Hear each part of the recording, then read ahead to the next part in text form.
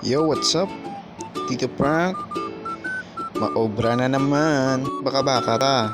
Kayod ta para sa pamilya. So, 2024 na. So, are date na.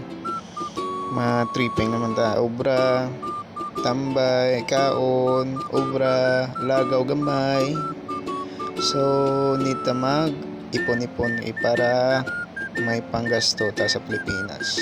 Ari gali ako nga driver nga gwapo-gwapo. Tsura daw si Jose Manaloto. Boom! Tsura yaw, bago bugtaw.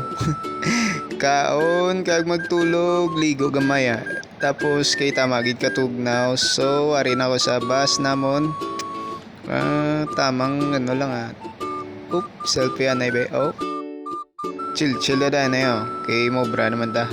Mga kagtol sa obrahan. Ari service ko. Nan. Muni ako adlaw-adlaw nga ginaobra. Daily routine. Yup. So, tsura yung. Gabok liawan niya guyaw. Nanda siopaw. Ariyo magwada ta na iblaw nalipat ko magbakal tubig. Gamiton ko sa akon nga kape-kape. Ari ko sa mall gliw, nabakaw diyo. Dahil sa gwa parking area. Woo! Ma-duty na naman ta. Let's get it on.